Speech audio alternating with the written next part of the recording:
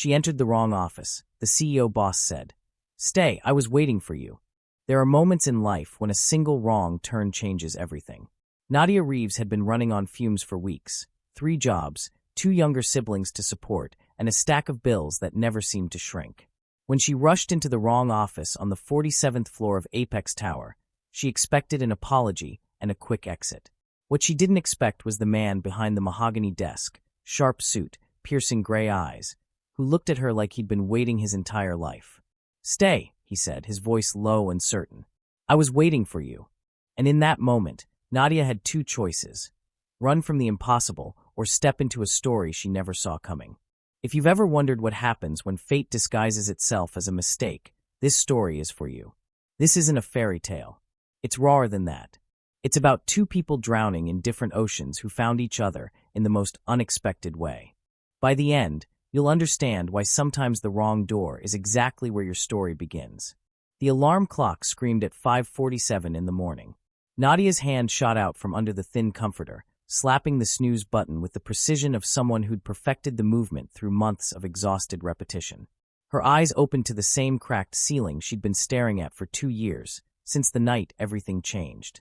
Since the night the police officer stood on her doorstep with his hat in his hands and words that shattered her world into 1,000 irreparable pieces. She pushed herself up, joints protesting. 24 years old, and her body felt 50. That's what happened when you worked 3 jobs and survived on 4 hours of sleep. The apartment was quiet. Jazz and Theo were still asleep in the bedroom they shared, the only bedroom. Nadia had claimed the couch 2 years ago, insisting it was more comfortable, that she preferred it. They'd stopped believing her after the first month, but they'd also stopped arguing. There were bigger battles to fight. Nadia moved through her morning routine with mechanical efficiency. Shower, 3 minutes, cold water to wake herself up and save on the heating bill. Coffee, instant black, no sugar because they'd run out last Tuesday. Uniform for the morning shift at Rosie's Diner. Faded but clean, the name tag slightly crooked no matter how many times she straightened it. On the kitchen table, held down by a coffee mug with a chipped handle, was the envelope she'd been avoiding for 3 days. Final notice. 2 words that had become the soundtrack of her life. Nadia picked it up, scanned the amount due, and felt the familiar tightening in her chest. Mathematics had never been her enemy before, but these days, every number felt like a small violence. Rent plus utilities plus groceries plus Jazz's school supplies plus Theo's asthma medication equaled more than 3 jobs could cover. The equation never balanced. She tucked the envelope into her bag, out of sight but never out of mind, and checked her phone. 5 messages from Cole, her best friend since high school, all sent after midnight. "Girl, you still awake? This city is going to kill you with kindness aka exhaustion. Remember, interview tomorrow. Tomorrow. This is your shot. I'm manifesting this for you so hard, RN. You're going to walk in there, and they're going to wonder how they ever functioned without you." Nadia smiled despite the weight pressing on her shoulders. Cole had always been her lighthouse in the storm, relentlessly optimistic even when Nadia had forgotten how. The interview. Cross-Tech Industries. Executive assistant position. Salary that could change everything. Pay off debts. Get Jazz into the art program she'd been dreaming about. Afford the better inhaler Theo's doctor recommended. Nadia had applied on a whim 3 weeks ago, never expecting a response. When the email came, "We'd like to meet with you," she'd read it 7 times, convinced it was spam or a mistake. But it wasn't. Today, 10 o'clock. Apex Tower, 47th floor, office 4701. She had 4 hours to get through her morning shift at the diner, change into the one professional outfit she owned, a blazer and slacks from a thrift store, altered by hand to fit, and somehow transform from exhausted waitress into someone who belonged in a building made of glass and ambition, for hours to become someone else. Or maybe, just maybe, for hours to become herself again. The diner shift blurred past in a haze of coffee refills and scrambled eggs. Nadia's feet ached by 8:30, but her mind was elsewhere, rehearsing answers to interview questions, mentally cataloging her skills, trying to remember what confidence felt like. "You okay, honey?" Rosie asked, wiping down the counter with the same rag she'd been using for a decade. The older woman had owned the diner for 30 years, and her affection for Nadia was equal parts maternal concern and boss-like practicality. "Big day," Nadia said, untying her apron. "That interview I told you about. Rosie's weathered face softened. Crosstech, right? Fancy place. You're going to knock them dead. Or trip over my own feet and knock myself out. Nadia Reeves. Rosie pointed a stern finger. I've watched you juggle 3 jobs, raise 2 kids who aren't even yours, and still manage to smile at customers who don't deserve it. You're the strongest person I know. Don't you dare shrink yourself in that room. Nadia's throat tightened. Thanks, Rosie. Now go. And don't come back until you've got good news. Apex Tower rose from the Manhattan skyline like a declaration of power. All steel and reflective glass, catching the morning sun and throwing it back at the city below. Nadia stood across the street, bag clutched to her chest, suddenly very aware of how small she was. How out of place. The building didn't just touch the sky, it seemed to own it. She checked her phone. 9:42. 18 minutes early. Perfect. Nadia crossed the street, pushed through the revolving doors, and stepped into a lobby that belonged in a museum. Marble floors, a ceiling that stretched impossibly high, security guards in suits that probably cost more than her monthly rent. Can I help you? The receptionist's smile was professional but distant, the kind of smile that assessed and categorized in seconds. I have an interview at 10. Nadia Reeves. 47th floor, office 4701. The receptionist typed something, frowned slightly, then nodded. Elevator bank C. You'll need a visitor pass. Nadia clipped the pass to her blazer and tried not to feel like an imposter. The elevator was empty, sleek, silent, fast. She watched the numbers climb. 20, 30, 40. Her reflection stared back at her from the polished doors. Dark hair pulled into a neat bun. Minimal makeup because she'd never had time to learn much beyond the basics. Brown eyes that looked more tired than she wanted to admit. You belong here, she whispered to her reflection. You belong here. The elevator chimed. 47th floor. The doors opened. Nadia stepped out into a corridor that split in 2 directions. Left and right, identical hallways lined with frosted glass and muted corporate art. She pulled out her phone, checking the email again. Office 4701. She turned right, scanning the numbers on the doors. 4710, 4708, 4706. Her phone buzzed. Cole. You got this. Call me after. Love you. Nadia smiled, typing back a quick heart emoji, and then she looked up. Office 4701. Relief flooded through her. 9:54. 6 minutes early. Perfect. She smoothed her blazer, took a breath that felt like swallowing stones, and reached for the handle. The door wasn't locked. She pushed it open. I'm so sorry The words died in her throat. This wasn't a waiting room. This wasn't an HR office with neutral furniture and motivational posters. This was an office that could have been featured in magazines, floor-to-ceiling windows overlooking Manhattan, a desk carved from dark wood, leather chairs that looked older than she was, bookshelves lined with first editions and industry awards. And behind the desk, standing with his back to her, hands in his pockets, staring out at the city, a man, tall, broad-shouldered, dark hair just slightly disheveled in a way that suggested he'd been running his hands through it. A suit that fit like it had been made for him, because it probably had been. He turned, and Nadia forgot how to breathe. He wasn't handsome in the conventional sense. His features were too sharp for that, too intense. Gray eyes that seemed to see through walls, a jawline that could cut glass, and something in his expression that looked like relief. Like he'd been waiting for something, and she'd just walked through the door carrying it. I'm so sorry, Nadia stammered, backing toward the exit. Wrong office. I was looking for. Stay. One word. Low, certain, undercut with something that sounded almost like desperation. Nadia froze. The man took a step forward, and she noticed details now.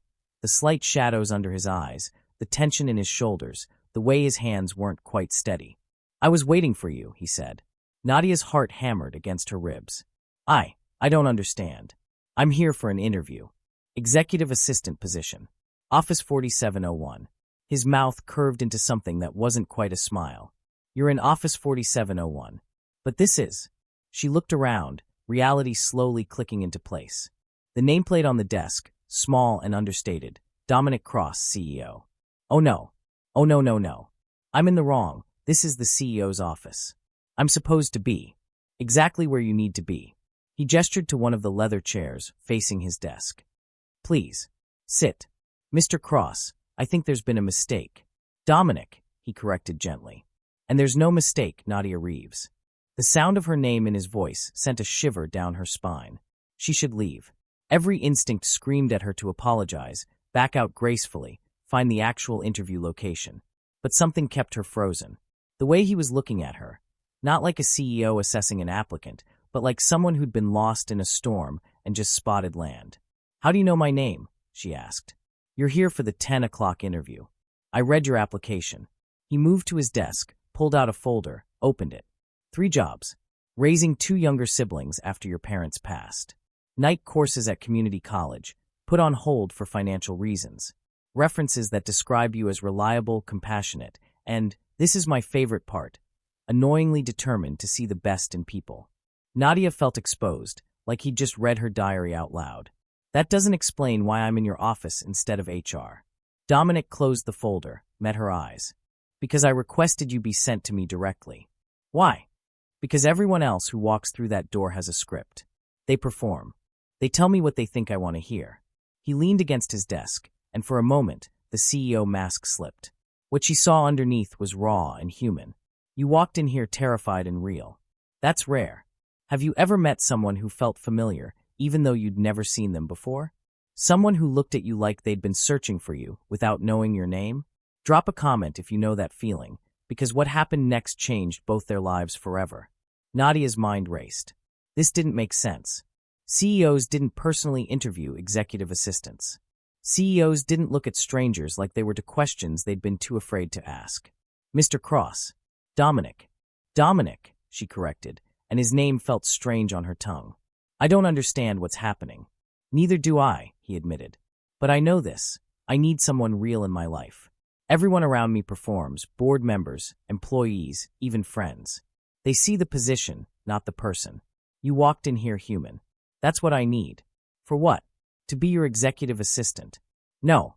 He straightened, something shifting in his posture. I need a personal consultant. Nadia blinked. A what? Someone who sees what I'm missing. In business, in life. Someone who'll be honest when everyone else is polished and strategic. He paused, and vulnerability flickered across his face. Someone who'll remind me how to be human again. The words hung in the air between them. This was insane. This was a man she'd met 4 minutes ago, offering her a job that didn't exist in any normal corporate structure. And yet, what does that job actually entail? She asked carefully. Attending meetings with me. Giving me your perspective, unfiltered. Spending time with my daughter when she needs someone who isn't trapped in my world. His voice softened on the word daughter, and Nadia saw pain flicker across his features. Being present when I forget what that looks like. You have a daughter? Iris. She's 7. Dominic walked to his desk, picked up a photograph in a simple frame. He turned it toward Nadia. A little girl with dark curls and her father's gray eyes, holding a stuffed rabbit that had clearly been loved to the point of near destruction. Her smile was bright, but there was something in her eyes, something too old, too knowing. She's beautiful, Nadia said softly. She's sick. The words came out rough, like they'd been scraped from somewhere deep. Rare autoimmune condition. She's stable right now, but... He set the photo down carefully, precisely. I built an empire, Nadia. I can negotiate billion-dollar deals. I can predict market trends before they happen. But I can't fix what's broken in my daughter's body, and I can't seem to remember how to just be her father instead of the man trying to solve everything.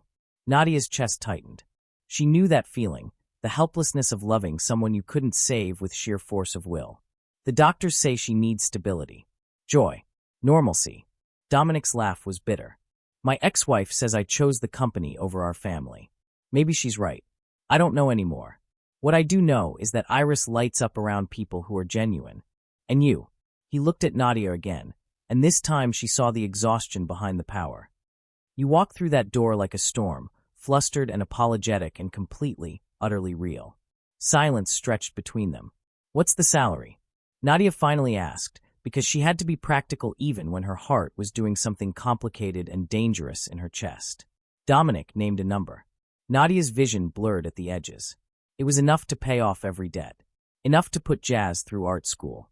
Enough to get Theo the specialist his doctor recommended. Enough to finally breathe. It was too much. Dominic moved closer, not invading her space, but closing the distance enough that she could see the flecks of silver in his gray eyes. Nadia, I've been worse for 6 months. I don't think you could make things any more broken than they already are. His voice dropped. But I think you might help me figure out how to put some pieces back together. Her phone buzzed in her bag. Probably Cole, wondering how the interview was going. How could she explain this?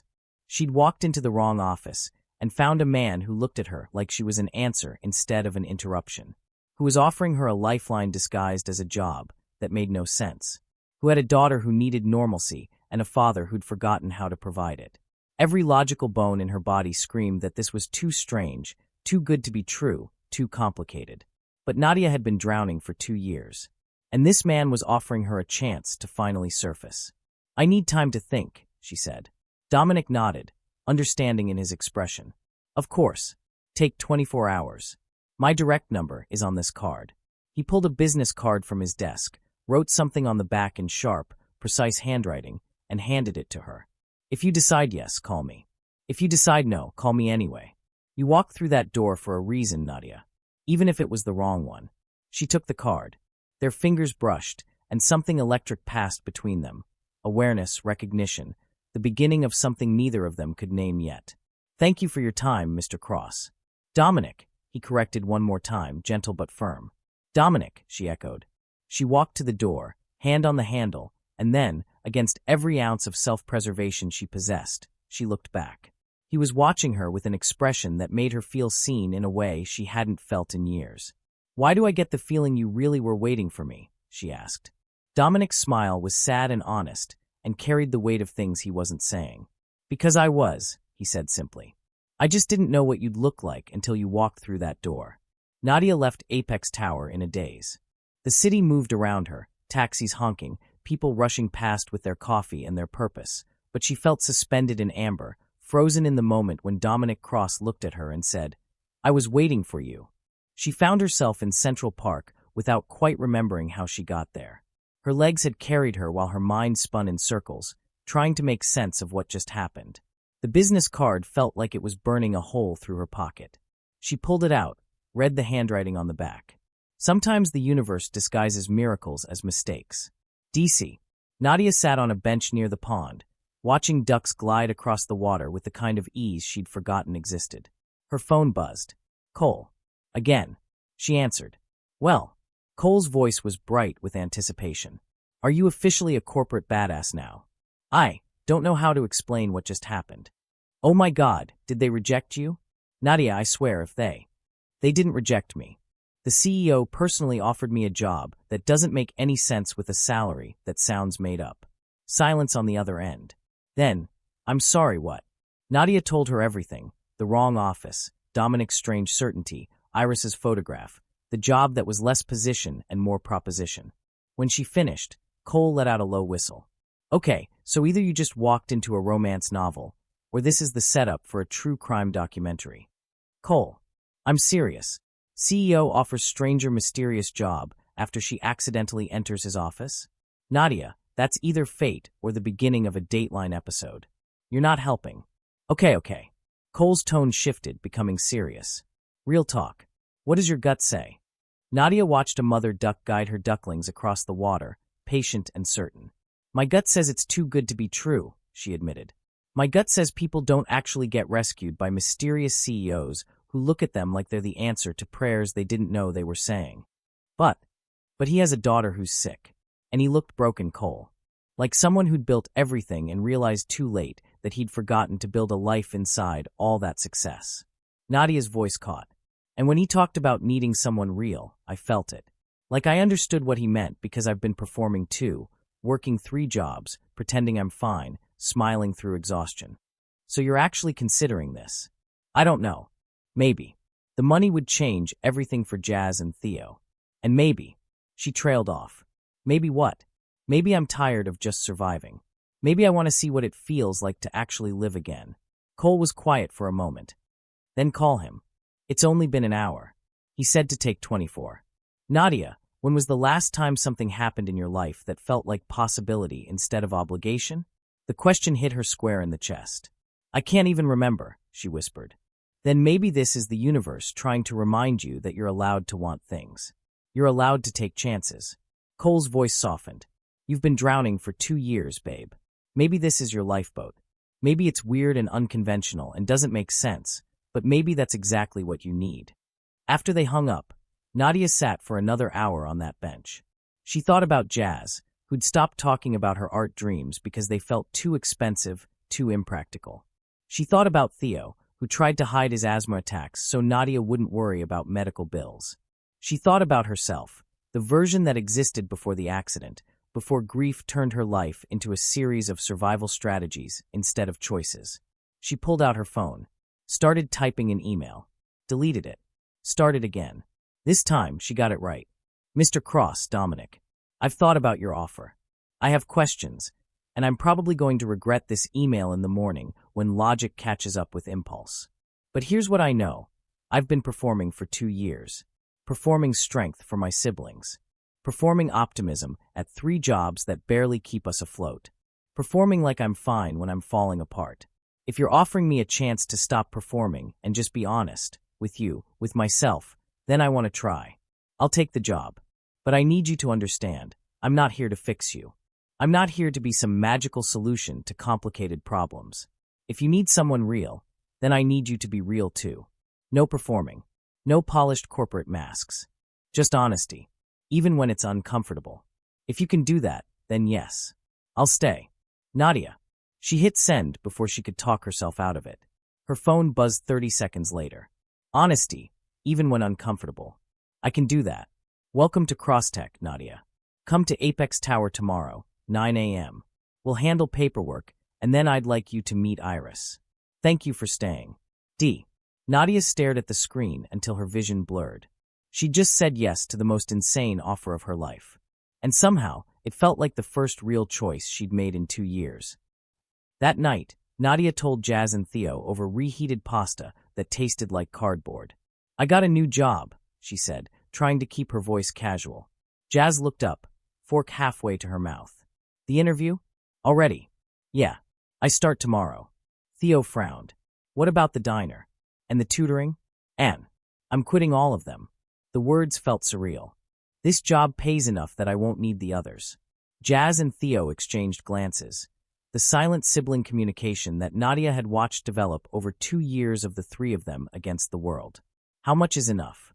Jazz asked carefully. Nadia told them. Theo dropped his fork. Jazz's eyes went wide. Nadia, that's not a real salary. That's a mistake. It's real. I triple-checked. What's the job?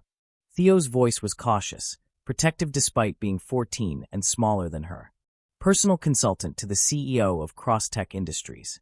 What does that even mean? Jazz demanded. Nadia set down her fork. It means he needs someone to be honest with him. To give him perspective outside the corporate world. To spend time with his daughter and help him remember how to be human instead of just successful. Jazz stared at her. That's the weirdest job description I've ever heard. I know. And you said yes? I did. Why? Theo asked, and there was something in his voice, not judgment, but genuine curiosity. Nadia thought about how to answer. She could tell them about the money, about the opportunities this would open. She could make it sound practical and strategic. But she'd just promised Dominic honesty. She might as well start practicing. Because I've been drowning, she said quietly. And I'm tired.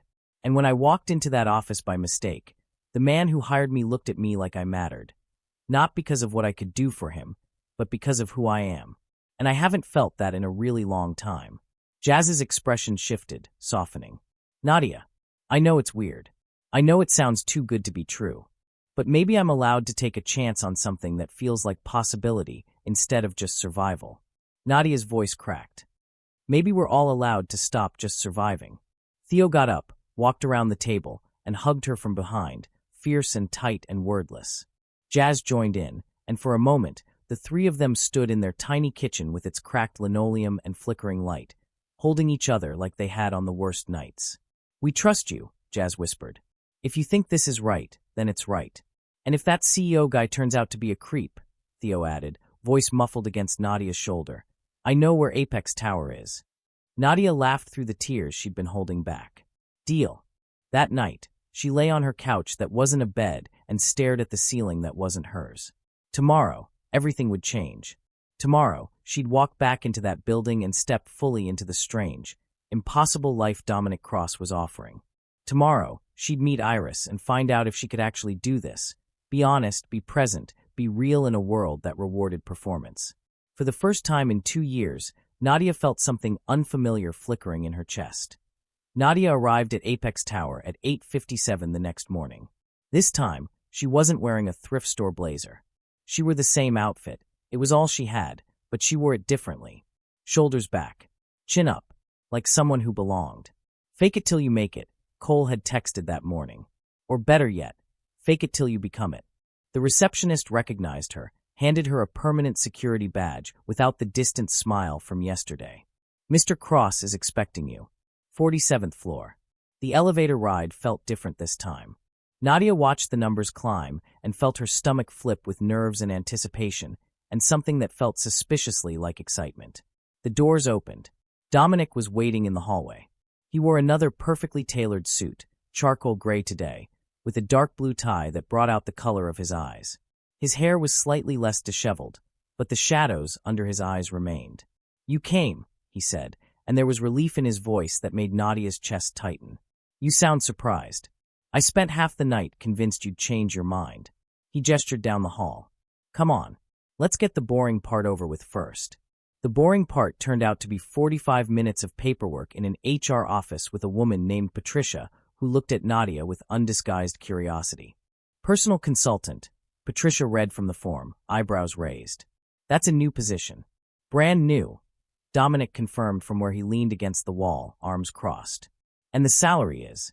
Patricia trailed off, looking at Nadia with something between respect and confusion. "Well, welcome to Crosstech, Ms. Reeves." When they finally escaped, Nadia followed Dominic down a corridor lined with conference rooms and offices bustling with people who looked important and busy. Several of them stared as Nadia passed. She could practically hear their thoughts. Who is she? Why is she with the CEO? "Ignore them," Dominic murmured. "They'll gossip for a week and then move on to the next mysterious thing." "Do you often have mysterious things happening?" "Not until yesterday." He glanced at her, and something warm flickered in his expression. "You hungry?" "I ate breakfast." That wasn't my question. They ended up in his office, the same space Nadia had stumbled into yesterday, though it looked different in morning light. Less intimidating, more like a room where an actual person worked instead of a movie set for corporate power. Dominic opened a cabinet, revealing a small kitchen setup. He pulled out containers from a bag Nadia hadn't noticed. "I don't usually eat in the office," he admitted, unpacking what looked like fresh fruit, croissants, and actual orange juice in glass bottles. "But I figured if I'm asking you to be real, I should probably start eating like a human instead of surviving on coffee and whatever my assistant brings me." Nadia accepted a croissant, still warm. "When did you get this?" 6 this morning. Couldn't sleep, so I went for a walk. Found a bakery." The CEO of Crosstech went to a bakery? "The human wearing a CEO costume went to a bakery," he corrected. "There's a difference."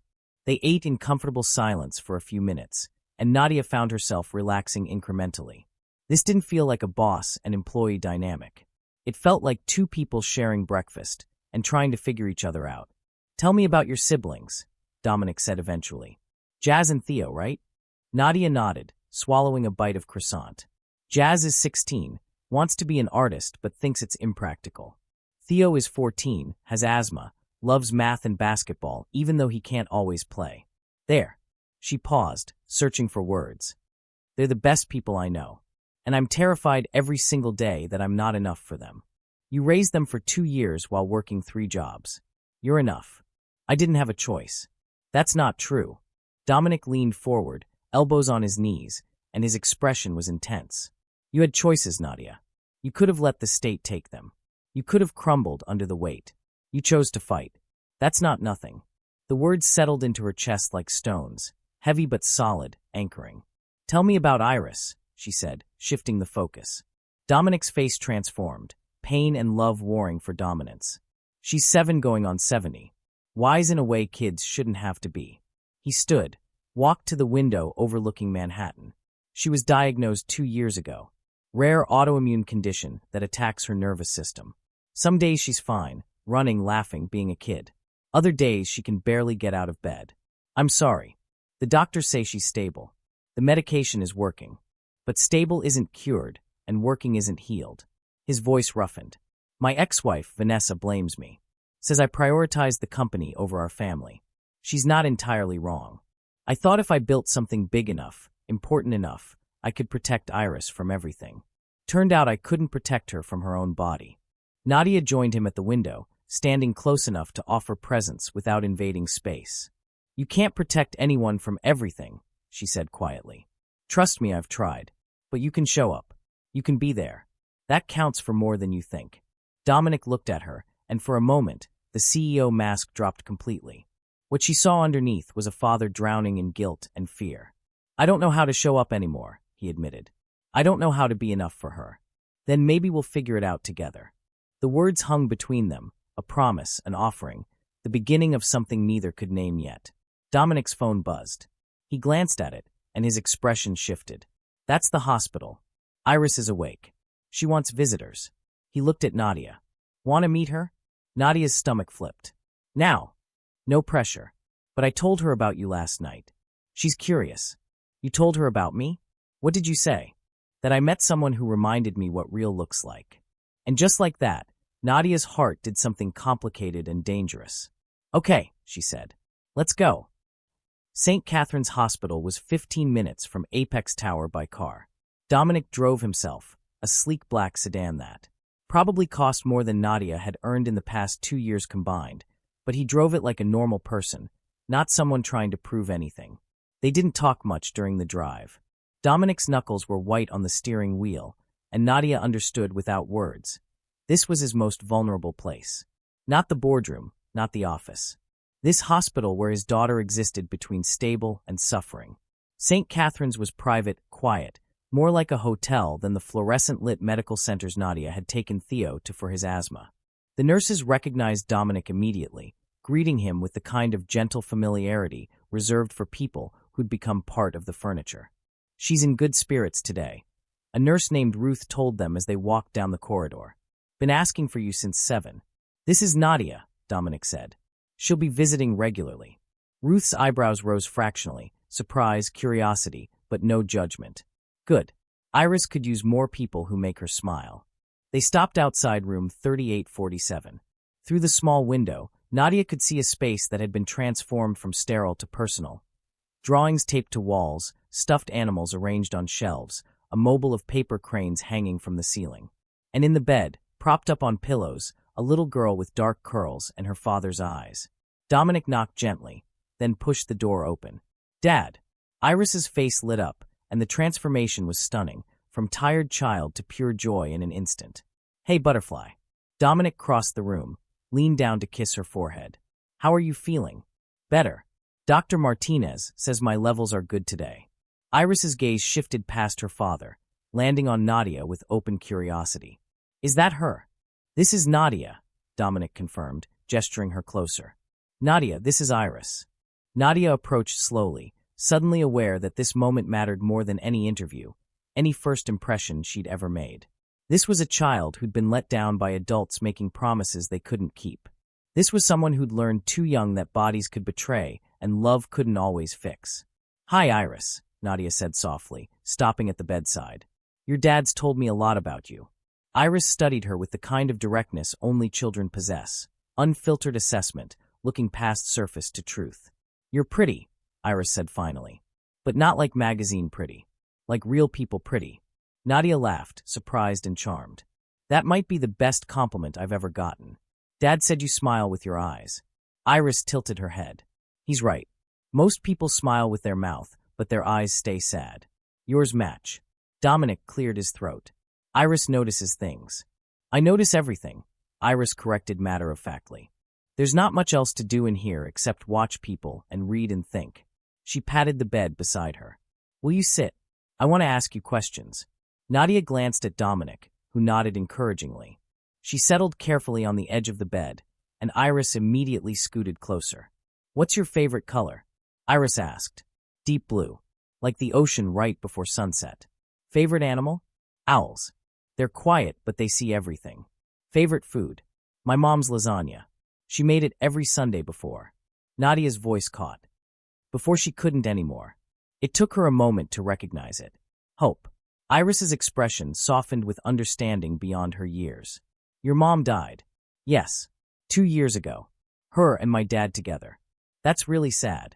Iris reached out, small hand finding Nadia's. I'm sorry. Losing parents is the worst thing. The simple empathy, offered without performance or pity, made Nadia's throat tight.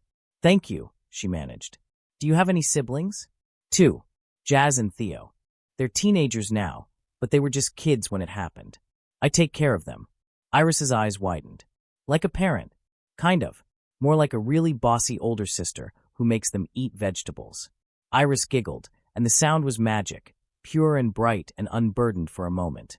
Dominic watched from his position against the wall, arms crossed, expression unreadable except for something vulnerable in his eyes.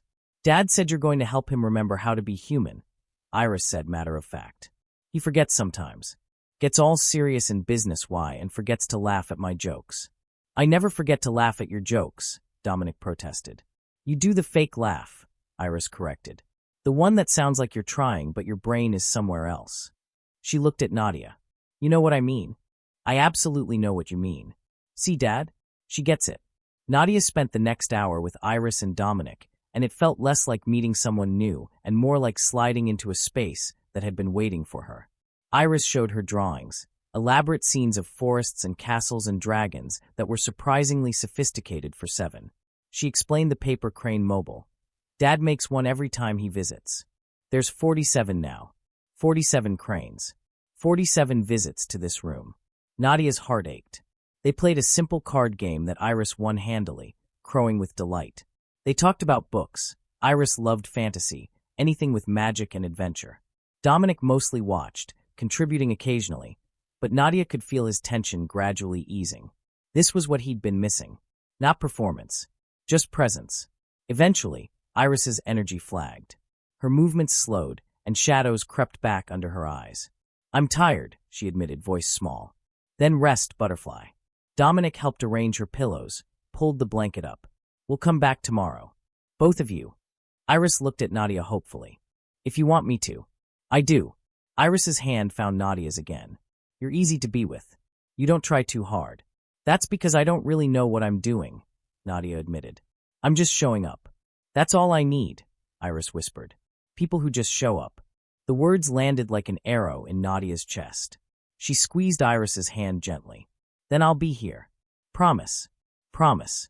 Iris smiled, eyes already drifting closed. I'm glad you walked through the wrong door, Nadia. Me too, sweetheart. In the car, driving back to Apex Tower, silence stretched between them, but it wasn't empty. It was full of everything they'd just witnessed, everything that had shifted.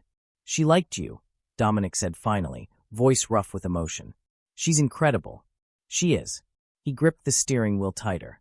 She's the best thing I've ever done, and I'm terrified every single day that I'm failing her. You're not. How do you know? Because you made 47 paper cranes. Because you drove across the city in the middle of a workday, just because she wanted to see you. Because you're trying, Dominic. That's what kids need, not perfection. Just parents who keep showing up even when it's hard. He pulled the car over suddenly, parking on a random street corner. His hands shook as he gripped the wheel, and when he turned to look at Nadia, his eyes were wet. I don't know how to do this, he admitted, voice breaking. Be strong and terrified at the same time. Be the CEO who has all the answers, and the father who doesn't know if his daughter will see 18. I don't know how to hold both.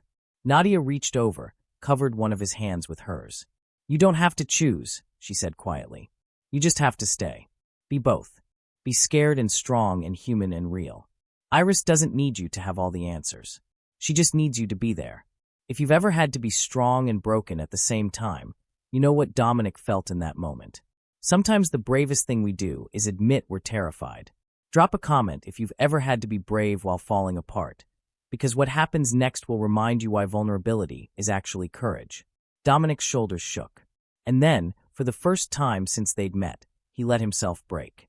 Nadia held his hand while he cried in the front seat of his expensive car on a random Manhattan street corner, and she didn't try to fix it or fill the silence with reassurance that would ring hollow. She just stayed. After a while, Dominic wiped his eyes, laughed shakily. This is not how CEOs are supposed to behave. Good thing I'm not here for the CEO, Nadia said. I'm here for the human wearing the costume. His eyes met hers, and something passed between them. Recognition, gratitude, the beginning of trust. Thank you, he said, for staying. That's what you hired me for, remember? To be real. This is real.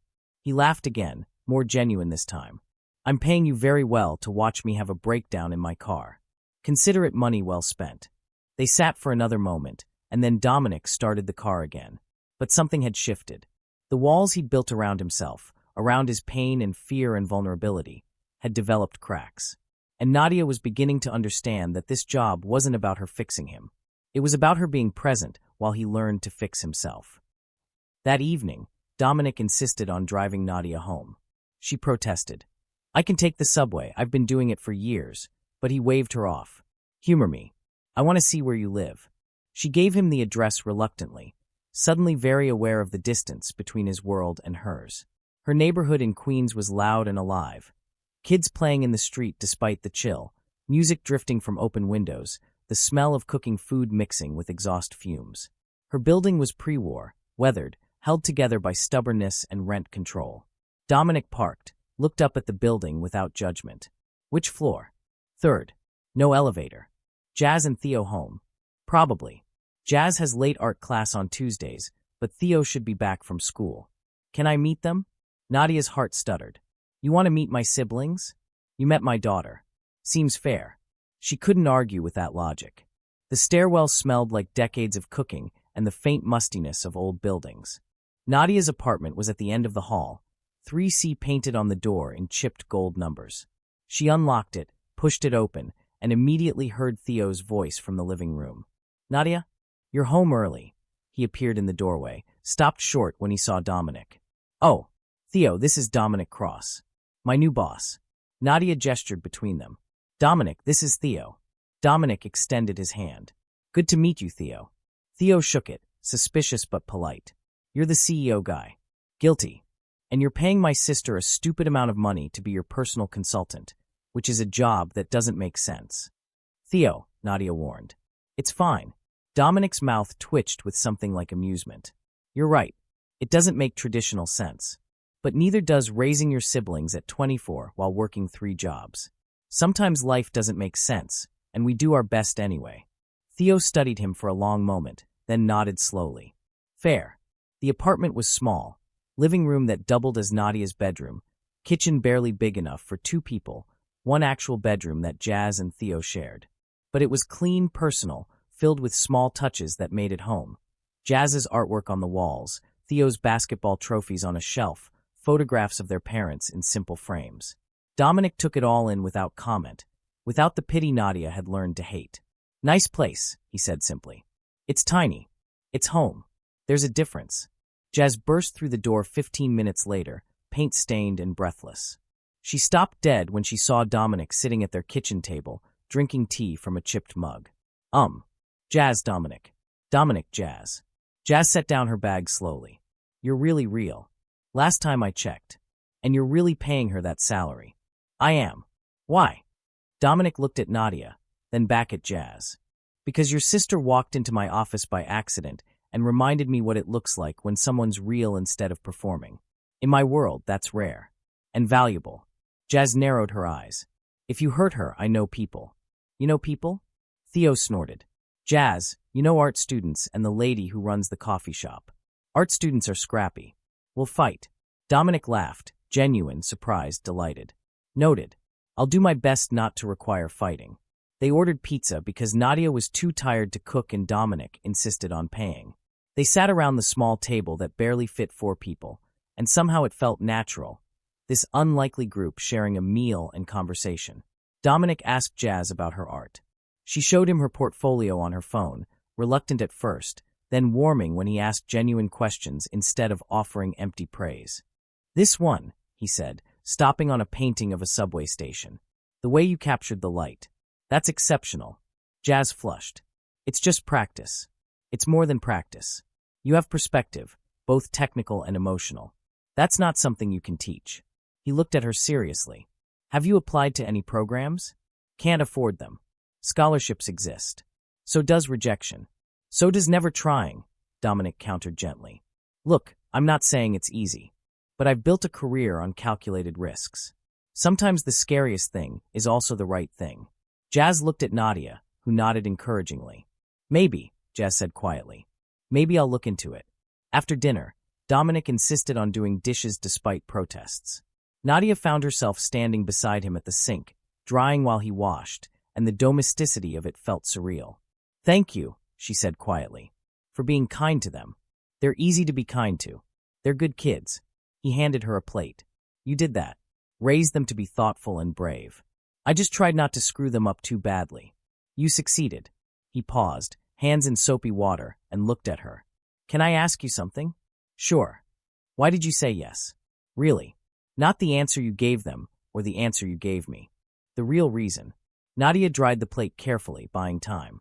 Because I've been drowning, she finally said. And I'm tired of just surviving. When I walked into your office and you looked at me like I mattered, not because of what I could do, but because of who I am, I remembered what it felt like to be seen. And I realized I'd been invisible for 2 years. To everyone except Jazz and Theo. She set down the plate. You offered me a chance to surface. To remember who I was before grief turned me into survival mode. That's why I said yes. Dominic's hands stilled in the water.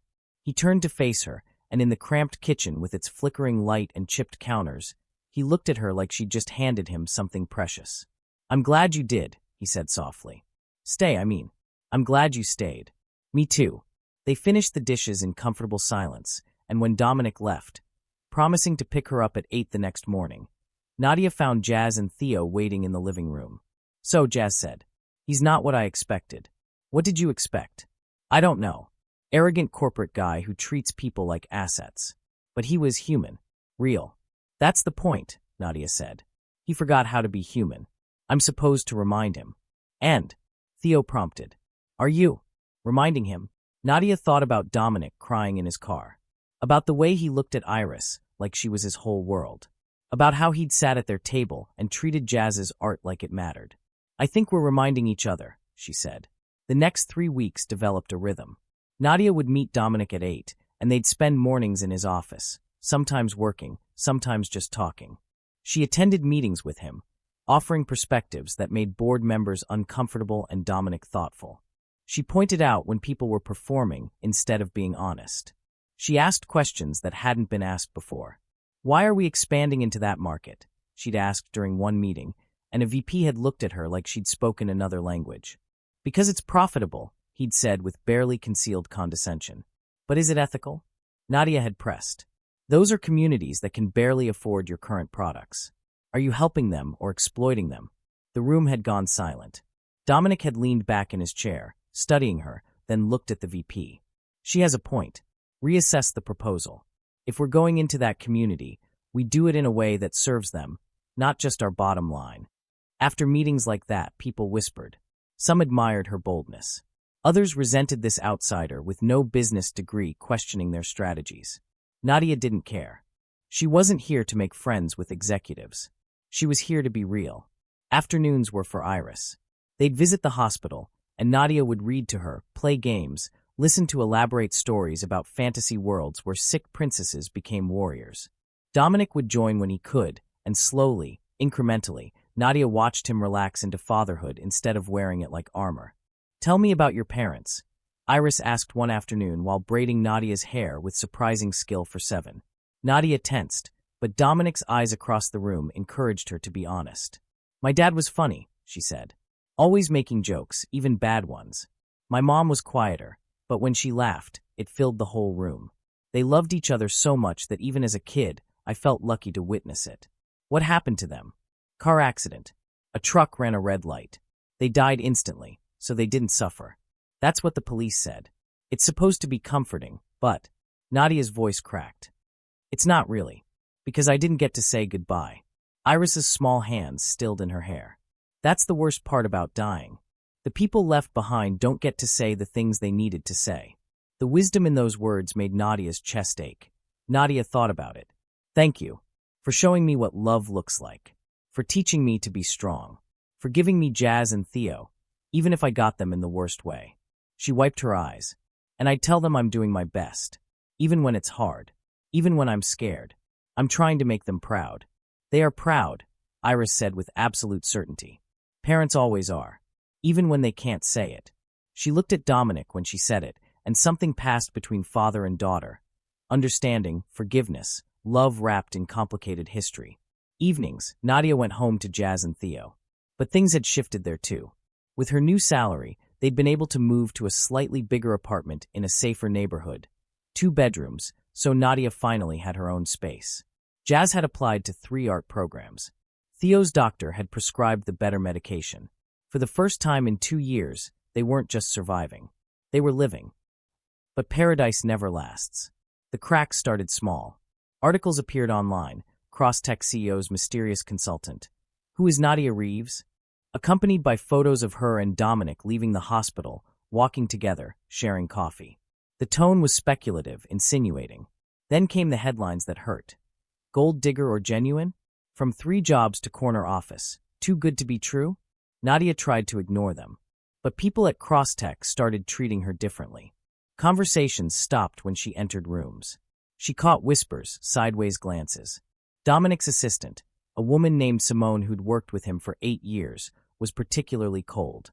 "You've been here 3 weeks," Simone said one morning, voice dripping with disdain. "Some of us have earned our positions over years. But I suppose when you have other assets, time doesn't matter." Nadia kept her voice level. "I don't know what you're implying, but I'm not implying anything. I'm stating facts. Mr. Cross hired you for a made-up position, pays you an executive salary, and spends more time with you than anyone else in this building. People talk. Let them. They're saying you're sleeping with him." The words landed like a slap. "That's not true," Nadia said, voice shaking. "Doesn't matter if it's true. It's what they believe." Simone's smile was sharp. "Welcome to the real world, sweetheart. Perception is everything." Nadia reported the conversation to Dominic, who looked furious. "I'll fire her." "Don't." Nadia shook her head. "That'll just make it worse. Make it look like I'm manipulating you. So what do we do?" "Nothing. Let them talk. Eventually they'll get bored and move on." But they didn't get bored. The rumors intensified. Photos appeared of Dominic and Nadia at the park with Iris, twisted into narrative about the CEO playing house with his mistress. Anonymous sources claimed Nadia was a distraction, that Dominic's focus was slipping, that she was undermining his authority. Board members started grumbling. And then Victor Kane made his move. "Yeah," she whispered. "That's exactly it. If you could say one thing to them now, what would it be?" Victor Kane was Dominic's biggest rival, another tech CEO, ambitious and ruthless, who'd been trying to acquire Crosstech for years. He saw the rumors as opportunity. Emergency board meeting, Dominic's assistant announced one Thursday morning. "Victor Kane is calling for a vote of no confidence." Dominic went pale. On what grounds? Emotional compromise, reckless decision-making, specifically hiring an unqualified consultant and allowing personal matters to interfere with professional judgment. He looked at Nadia, and for the first time since they'd met, she saw fear in his eyes. "This is because of me," she said quietly. "This is because Victor's an opportunistic." Dominic bit off the curse. "This has nothing to do with you.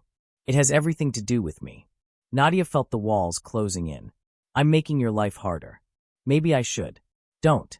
Dominic crossed the room, gripped her shoulders gently. "Don't you dare suggest leaving. You're the first real thing in my world. I'm not losing that because a bunch of suits in boardrooms are uncomfortable with honesty. But the board can vote however they want. But I'm not changing who I am to make them comfortable."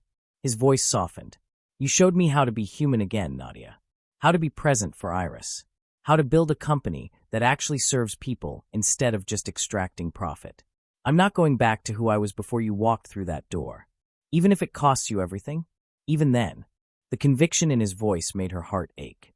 But before she could respond, his phone rang. St. Catherine's Hospital. Dominic answered, and Nadia watched his face drain of all color. "We'll be right there," he said, voice hollow. He hung up, hands shaking. "It's Iris. Her condition, something's wrong. They're taking her to ICU. Time fractured." The drive to St. Catherine's was a blur. Dominic drove too fast, jaw clenched, silence heavy with terror. Nadia didn't try to fill it with reassurances that would ring false. She just held his hand across the console and let him grip hers like an anchor. They burst into the ICU waiting room to find Iris's doctor, Dr. Martinez, waiting. What happened? Dominic demanded. Her immune system is attacking her nervous system more aggressively than before. We're running tests, but Dr. Martinez's expression was grave. We may need to consider more aggressive treatment. What does that mean? There's an experimental therapy. It's shown promise, but it's risky. Side effects could be severe. And if we don't do it, she'll likely stabilize eventually, but she won't improve. Her quality of life will continue to decline. Dominic looked like he was being torn apart from the inside. Can I see her? She's sedated right now, but you can sit with her. Iris looked impossibly small in the ICU bed, surrounded by machines that beeped and whirred. Dominic sank into the chair beside her, took her hand carefully, and just breathed. Nadia stood in the doorway, giving him space, her own chest tight with grief and helplessness. Hours passed. Hospital coffee tasted like cardboard, but they drank it anyway. Nurses came and went. Dr. Martinez returned with updates that were more data than hope. At 3 a.m, when the hospital had gone quiet and the city outside the windows had dimmed to scattered lights, Dominic finally spoke. I don't know how to do this, he said, voice raw. Choose between risky treatment that might save her or hurt her. I don't know how to hold her hand and be strong when I'm terrified she won't make it to 8. Nadia moved to his side, knelt beside his chair. You don't have to be strong right now. You just have to be here. I'm failing her. You're loving her. That's not failing. But what if love isn't enough? The question hung in the air, unanswerable, unbearable. Then you love her anyway, Nadia whispered.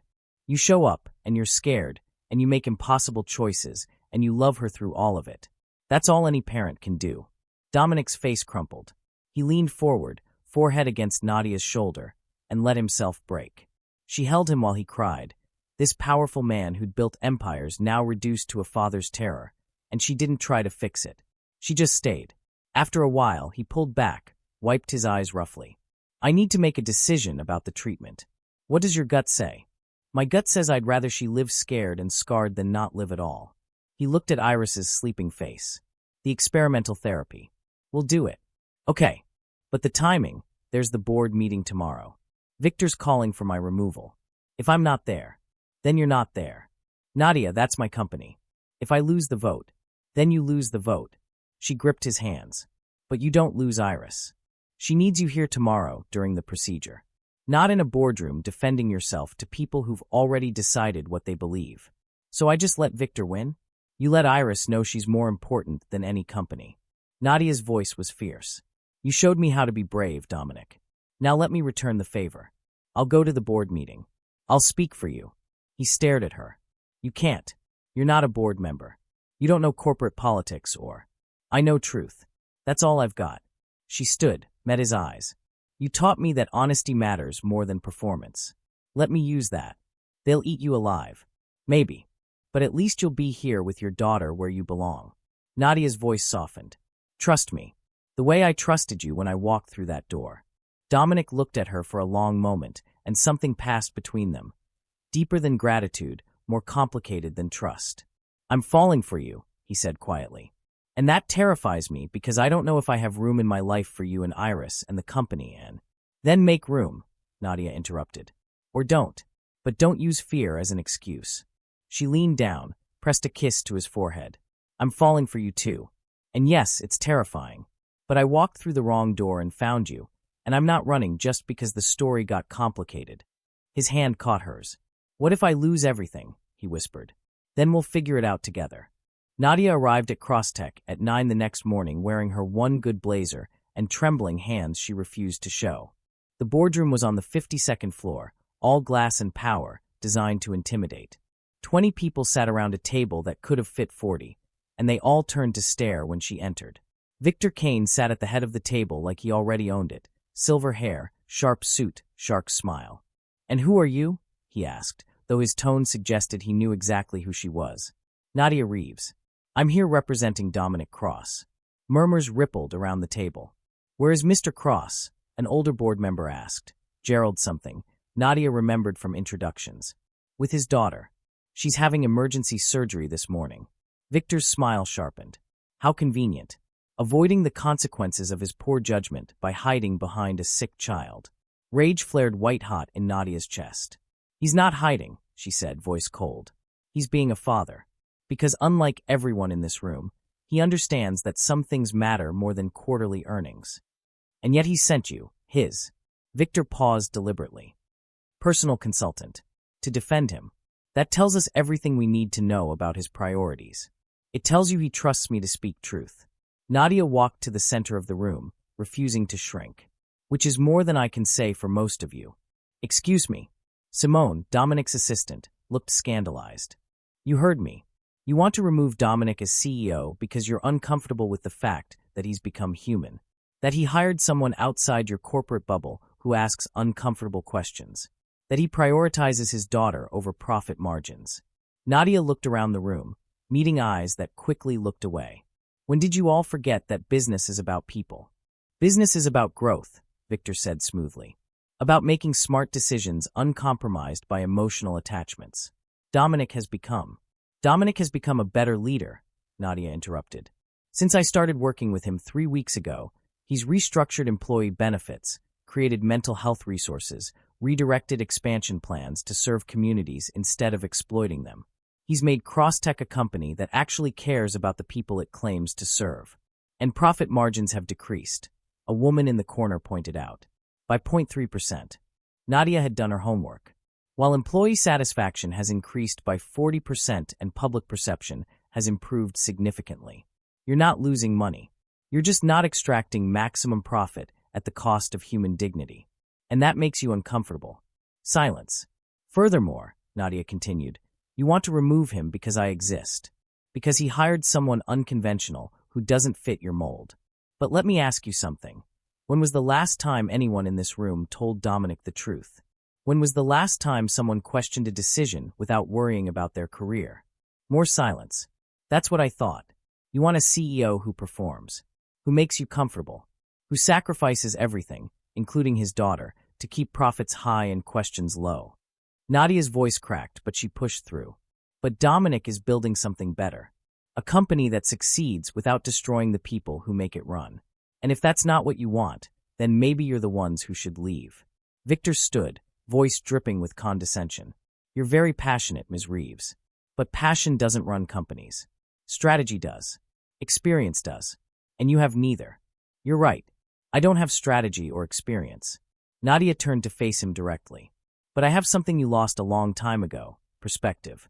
I know what it's like to work 3 jobs just to keep lights on. To choose between groceries and medication. To sacrifice dreams because survival comes first. Her voice strengthened. The people who use your products? I'm one of them. And Dominic remembered that. He remembered that behind every transaction is a human being trying to live their life. She looked around the room. You want to remove him because he cares. Because he's become inconveniently human. But I'm telling you right now, if you do this, you're not just losing a CEO. You're losing the heart of this company. Gerald cleared his throat. Ms. Reeves, while your speech is touching, this board has a fiduciary responsibility. To what? Nadia challenged. To shareholders? To profit? What about responsibility to the people who actually make this company run? The employees who skip lunch because they can't afford the cafeteria. The communities you operate in who can barely afford your products. The daughter watching her father choose between being there for her surgery or defending himself in this room. She took a breath, steadied herself. I know you all think I'm just some nobody who got lucky. That I walked through the wrong door and somehow manipulated my way into Dominic's life. And maybe you're right, maybe it was luck. But I'll tell you what I've learned in 3 weeks working with him. Dominic Cross is the most brilliant, dedicated, exhausted person I've ever met. He built this company from nothing. He made you all very wealthy. And the moment he started remembering that business should serve people instead of the other way around, you decided he was compromised. Her voice rose. You want to talk about compromise? Let's talk about how many of you have compromised your integrity for profit. How many of you have looked at struggling communities and seen opportunity for exploitation instead of a chance to actually help? How many of you go home at night and feel proud of what you've built? Or do you just count money and call it success? Victor's jaw clenched. This is ridiculous. We're not here to be lectured by. By who? A waitress? A nobody? Nadia's eyes flashed. You're right. I am those things. And that's exactly why Dominic hired me. Because I remind him what real life looks like outside these glass towers. Because I ask questions you're all too comfortable to ask. Because I'm not afraid to tell him when he's wrong, and I'm not afraid to tell you when you are either. She turned to address the full board. You want to remove him? Fine. Vote. But know this, you're not voting for better leadership. You're voting for comfort over growth, for performance over authenticity, for a company that extracts value instead of creating it. Her voice softened. And you're telling a father that his daughter matters less than your quarterly report. The room was dead silent. An older woman at the far end of the table, Victoria Chun, Nadia remembered, one of the original investors, spoke for the first time. When did we forget? She asked quietly. When did we become the kind of people who punish a man for being a father? Victoria, Victor started. No, Victor. Let me speak. Victoria stood, moved to the window overlooking the city. I remember when Dominic first pitched Crosstech. He was 26, passionate, talking about building something that mattered. Not just profitable, something that mattered. And we believed him. We invested because we saw someone who wanted to change how business worked. She turned back to the room. And he did change it. Crosstech became profitable, yes. But it also became cold, efficient, corporate. We all pushed him that direction because that's what we knew, what we valued. She looked at Nadia. And then you walked through his door and reminded him what he set out to build in the first place. This is sentiment, not strategy, Victor argued. Is it? Victoria challenged. Tell me, Victor, why do you want Crosstech so badly? The market share? The technology? Or is it because Dominic built something you couldn't, a company people actually respect? Victor's face reddened. I've been watching the changes these past 3 weeks, Victoria continued. Employee retention is up. Innovation proposals have doubled. Public trust scores are climbing. Yes, profit margins dipped slightly, but growth is sustainable now instead of extracted. That's not compromise, that's evolution. She looked around the table. And we're really going to punish that because it makes us uncomfortable? Because Dominic hired someone unconventional? Because he chose his daughter over this meeting? Gerald shifted in his seat. The optics are concerning. The optics are that our CEO is human, Victoria interrupted. And apparently that's revolutionary in this industry. She paused. I'm voting against removal. Dominic stays. Another board member spoke up, a younger man named Marcus. I agree. This vote is premature and motivated by discomfort, not data. One by one, others murmured agreement. Victor's face went stone. You're making a mistake. Maybe, Victoria said. But I'd rather make mistakes while trying to build something meaningful than succeed at building something hollow. She looked at Nadia with something like respect. Thank you for reminding us what we signed up for. Nadia felt her knees go weak with relief, but she kept her voice steady. Dominic didn't send me here to save his job. He doesn't even know I'm saying most of this. I came because someone needed to tell the truth, and apparently I'm the only one who's not afraid to. Clearly, Gerald said dryly, but there was warmth in his expression. We'll table the vote, Victoria announced, pending Dominic's return and a full quarterly review. But let the record show that this board trusts Dominic Cross's leadership and supports his approach to ethical business practices. Victor stood abruptly. This isn't over. Actually, Victor, I think it is. Victoria's voice was steel. You've been trying to acquire Crosstech for 3 years. The answer is still no. And if you continue to undermine this board's decisions, we'll reconsider your seat. Victor left without another word, fury rolling off him in waves. The room slowly emptied. Victoria approached Nadia, extended her hand. That was either incredibly brave or incredibly foolish. Nadia shook her hand. Probably both. Dominic is lucky to have you. I think we're lucky to have each other. Victoria smiled. I think you might be right. Share this video with someone who needs a reminder that speaking truth to power is terrifying and necessary. Sometimes the bravest thing we do is walk into a room full of people who've already decided we don't belong and speak anyway. Nadia called Dominic from the elevator, hands still shaking. How's Iris? She asked immediately. Surgery went well. Dr. Martinez says the next 72 hours are critical, but she's optimistic. His voice was rough with exhaustion and relief. How was the board? You still have a job. Silence. Then, what did you do? I told them the truth. Turns out some of them still remember what that sounds like. Nadia. I should be there. At the hospital. Are you okay? Get here, he said simply. She did. When Nadia arrived at St. Catherine's, she found Dominic in Iris's recovery room, sitting beside her bed, looking like he'd aged 10 years in 10 hours. But when he saw Nadia, something in him softened. "You fought for me," he said quietly. "Someone had to. You didn't have to. That wasn't part of the job." "It stopped being just a job about 2 weeks ago," Nadia admitted. Dominic stood, crossed to her, and for a moment they just looked at each other. Two people who'd found each other in the chaos and decided to stay. "I meant what I said last night," he murmured. "I'm falling for you." "I know. That doesn't scare you?" "Terrifies me," Nadia said honestly. "But I've been scared for 2 years. Might as well be scared about something that feels like hope instead of survival." He laughed softly, reached up to tuck a strand of hair behind her ear. "You walked into my office 3 weeks ago, and my whole life shifted." "Wrong office," she corrected. "Right office," he countered. "Perfect office. Because it led you to me." They stood close enough that Nadia could feel his breath, see the silver flecks in his gray eyes, feel the electricity arcing between them. "Can I kiss you?" Dominic asked, voice rough. "In a hospital room with your daughter 10 feet away?" "She's sedated. And I've been thinking about this for 3 weeks."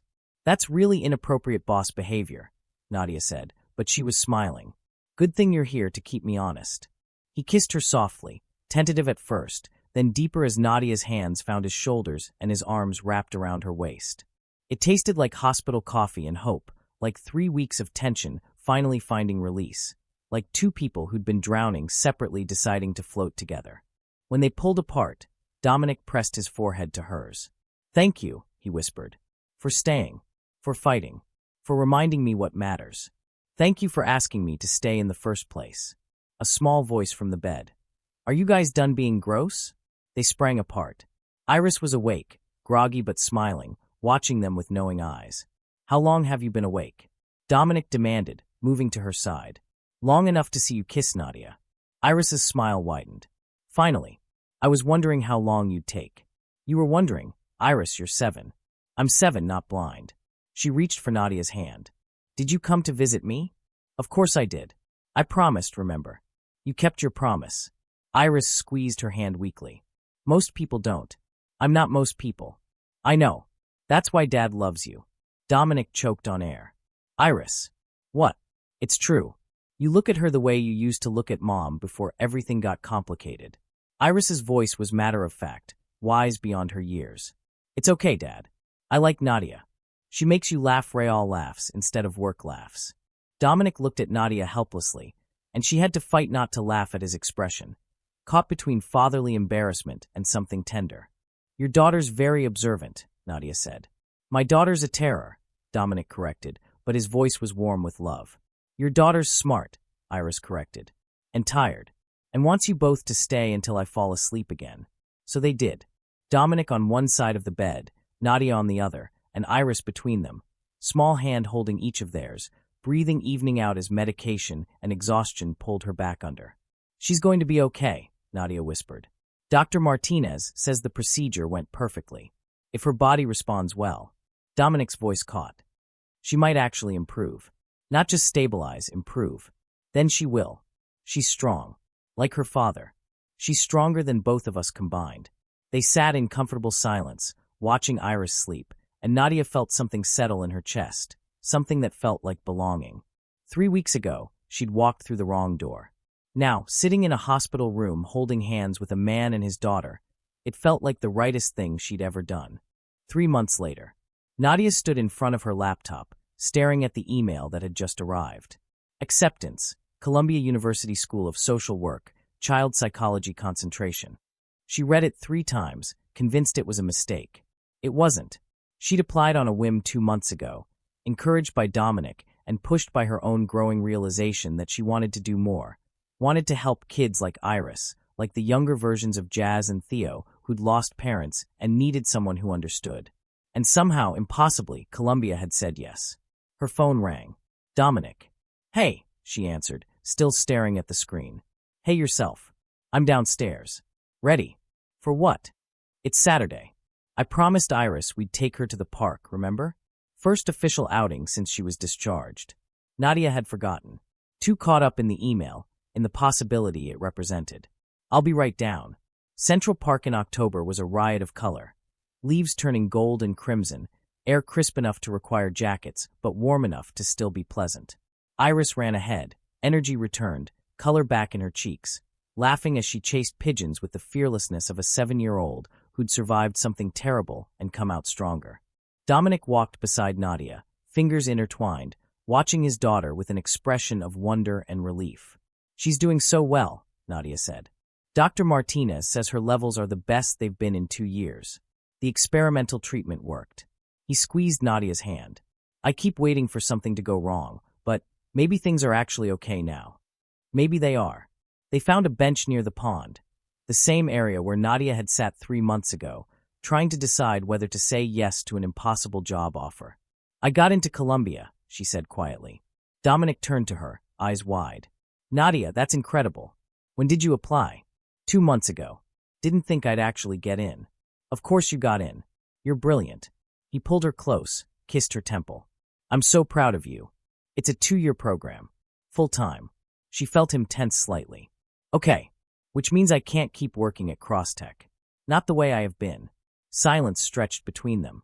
"I knew this was temporary," Dominic said finally, voice careful. "You were never supposed to be my consultant forever. That was just how we started. But I don't want to stop being in your life," Nadia said quickly. "Iris's life. This isn't me leaving. It's just me evolving." He turned to face her fully. "Nadia Reeves, I have been in love with you since approximately day 3 of knowing you. You going to graduate school doesn't change that. It makes me love you more." Her breath caught. "You love me. Is that really a surprise?" We've never said it out loud." "Then let me say it clearly. I love you. I love how you walk into rooms full of powerful people and speak truth without flinching. I love how you read to Iris with different voices for every character.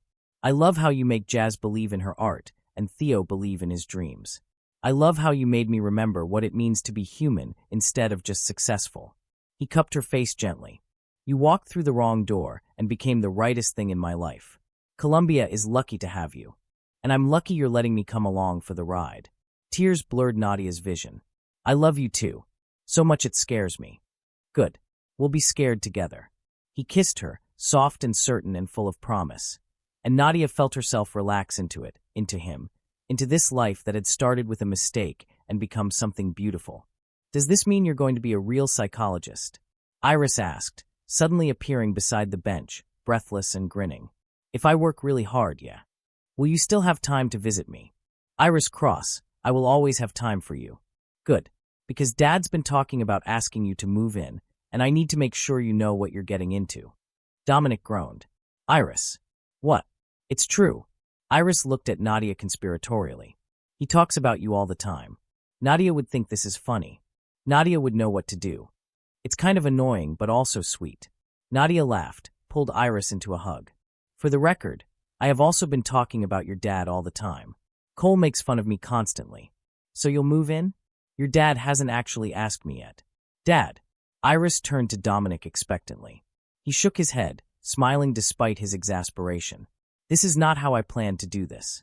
"Plans are overrated," Iris said sagely. "Besides, Nadia walked through the wrong door, and you didn't plan that either, but it worked out." "She has a point," Nadia said. Dominic stood, took Nadia's hands, and for a moment his CEO composure slipped away entirely, leaving just a man who'd learned to be vulnerable. "Nadia, 3 months ago you walked into my office by mistake and reminded me how to live. You made me a better father, a better leader, a better person. You fought for me when I couldn't fight for myself. You loved Iris like she was yours. You made my sterile, corporate life feel like home." He paused, voice thick with emotion. "I know it's fast. I know it's complicated. But I also know that I don't want to spend another day pretending you're not already part of our family. So yes, will you move in? With me and Iris and 47 paper cranes and whatever chaos comes next." Nadia's heart felt too big for her chest. She thought about her tiny apartment in Queens, about the last 2 years of survival mode, about walking through that wrong door and finding this impossible, beautiful life waiting. "Yes," she whispered. "Yes, I'll move in." Iris cheered. Dominic pulled her close, kissed her deeply, and somewhere in Central Park on an October Saturday, 3 people who'd found each other in chaos decided to build something permanent. 1 year later, Nadia stood in front of Columbia's School of Social Work, first day of her 2nd year, feeling nervous and excited and impossibly grateful. Her phone buzzed. A photo from Dominic, Iris at her new school, wearing a backpack almost as big as she was, grinning at the camera.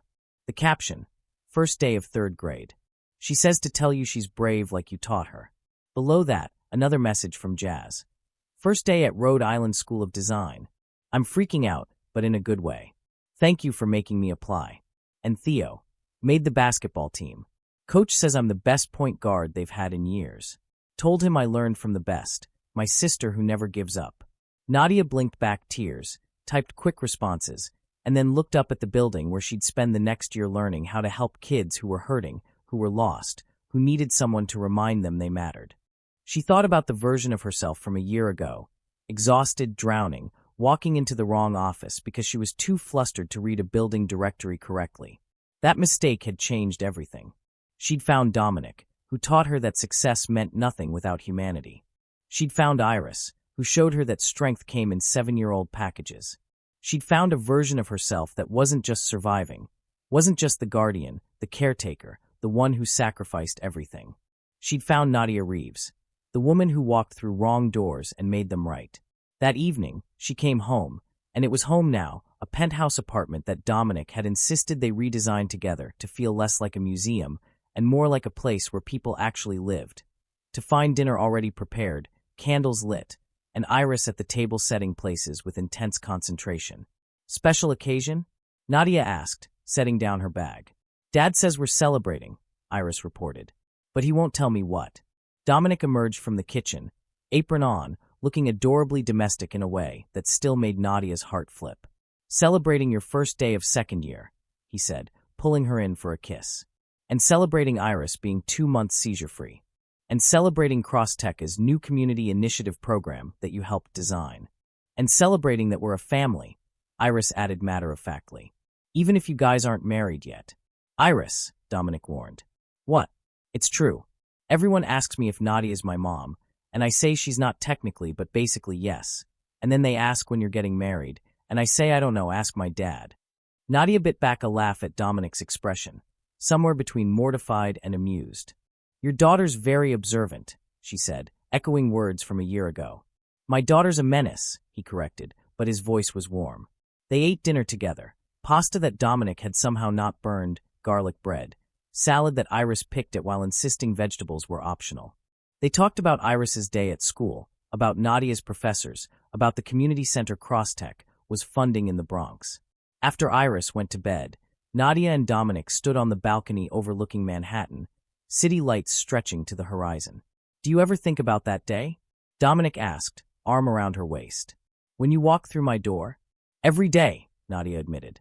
"I think about how close I came to apologizing and running out.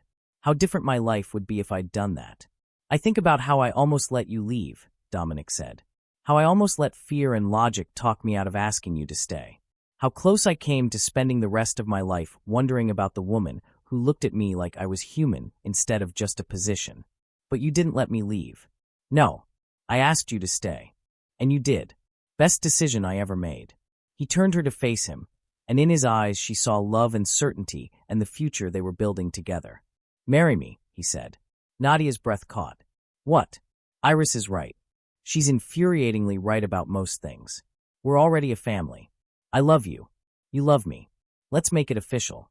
He pulled a small box from his pocket, opened it to reveal a ring that was simple and perfect. Single stone, elegant, nothing ostentatious.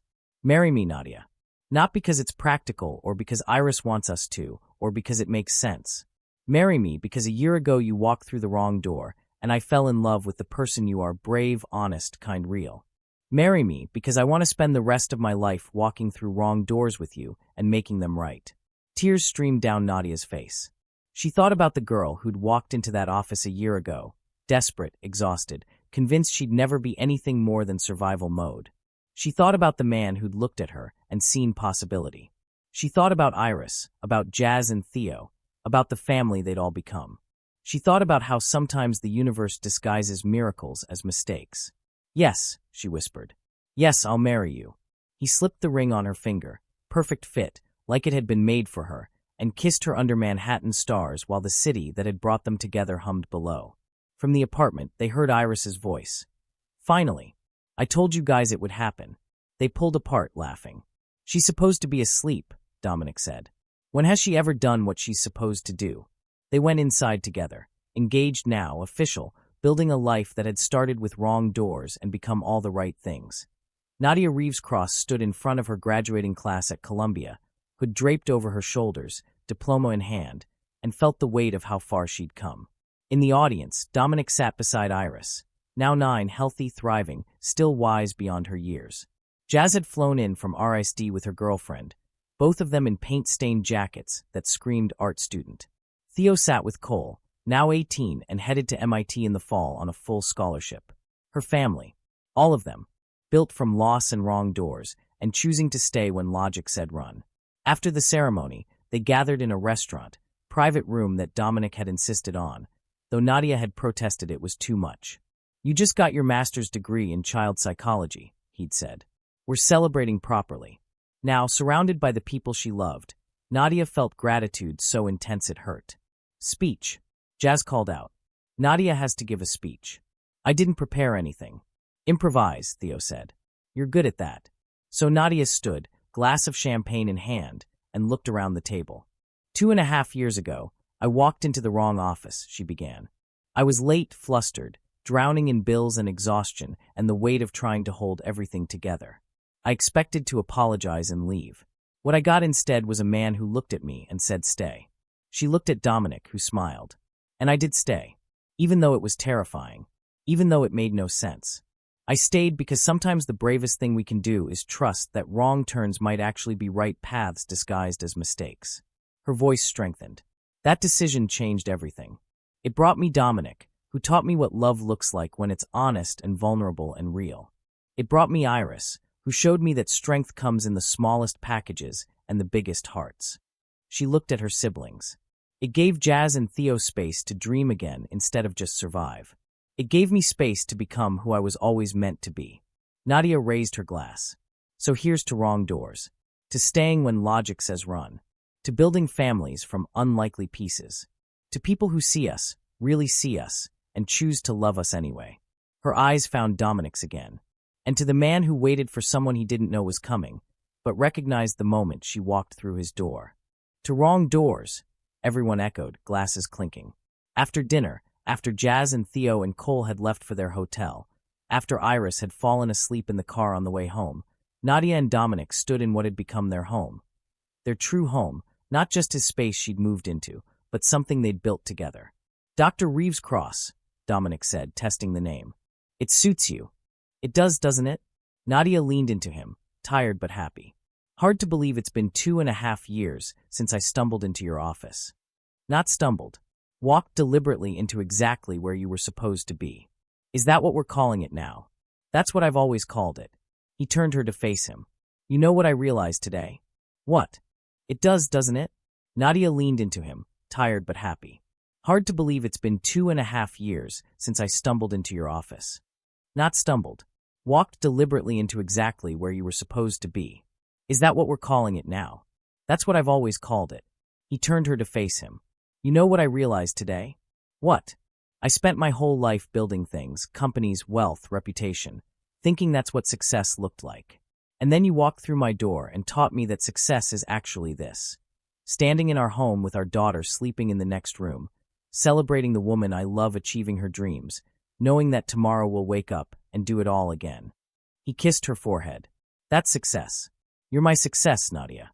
Her chest tightened with emotion. You're mine too. They stood together in comfortable silence, and Nadia thought about the journey that brought them here. The wrong door, the impossible offer, the choice to stay, the family they'd built from broken pieces. She thought about young women out there right now, drowning like she'd been, convinced they'd never surface. She thought about men like Dominic had been, so trapped in success they'd forgotten how to live. She thought about kids like Iris, like the younger versions of Jazz and Theo, who needed someone to see them and stay. And she thought about how sometimes, just sometimes, the universe disguises miracles as mistakes, and the wrong door leads you exactly where you were always meant to be. I love you, she whispered. I love you too, Dominic murmured back. Thank you for staying. Thank you for asking me to. And in their home overlooking Manhattan, Two people who'd found each other through chaos held each other close and knew, bone deep, soul certain, that sometimes getting lost is exactly how we find our way home.